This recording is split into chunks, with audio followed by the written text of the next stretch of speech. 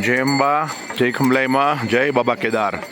હવે 3 કિલોમીટર દૂર છું સ્વર્ગથી. એક એક ક્ષણે આનો નજારો બદલાઈ જાય છે. થોડીક વાર થાય ને વાદળ આવી જાય, થોડીક વાર થાય એટલે વાદળ દૂરથી આખો પહાડ દેખાય બરફનો. આ ઘાટી છે કેદારનાથ ઘાટી. દૂર દાદા બેઠા છે. હમણાં હું પહોંચી જઈશ.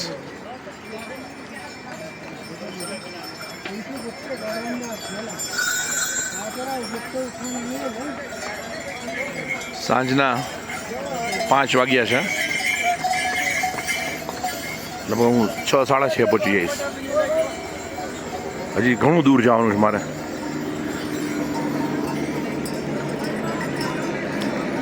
હેલિકોપ્ટર ઉડે છે પણ નક્કી નહીં.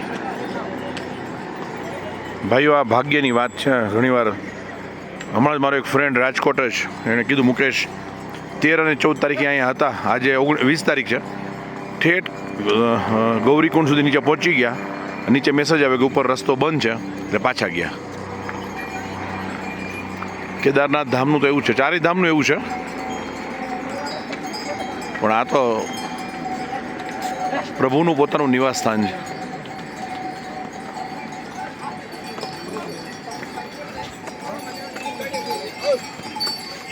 યસ કૌશિક મહારાજ, જય અંબા, જય ખંભલાઈમાં.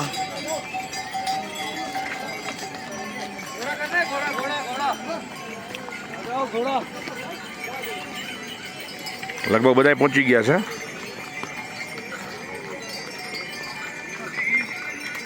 અત્યારે 13મો કલાક પૂરો થયો સવારે એક્શનમાં આવ્યા પછી, અને હજી 2 કલાક બાકી છે. ત્યારે દાદા પાસે પહોંચશું.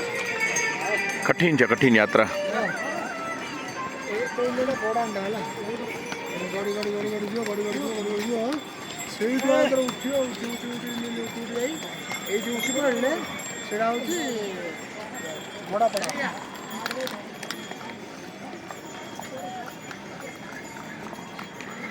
બધું જ મેં કીધું ને ગઈકાલે, બધું જ જોઈ, બધા જ સંજોગો સાનુકૂળ હોય તો આ યાત્રા થાય. બાકી બહુ અઘરું છે.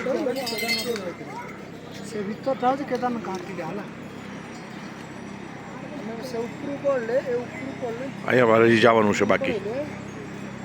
અહીંયા જવાનું બાકી છે. દૂર તમને એક દેખાતું હશે, હું દેખાડું. અહીંયા હજી મારે જવાનું બાકી છે.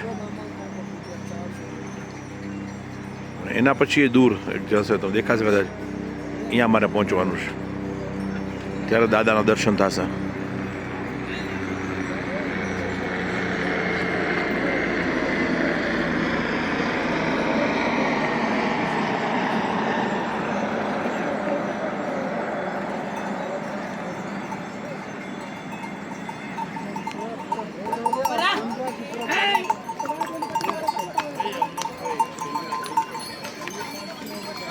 બધા રિટર્ન થઈ રહ્યા છે. ઘોડા ખચ્ચર અથવા ઘોડા બે હોઈ શકે.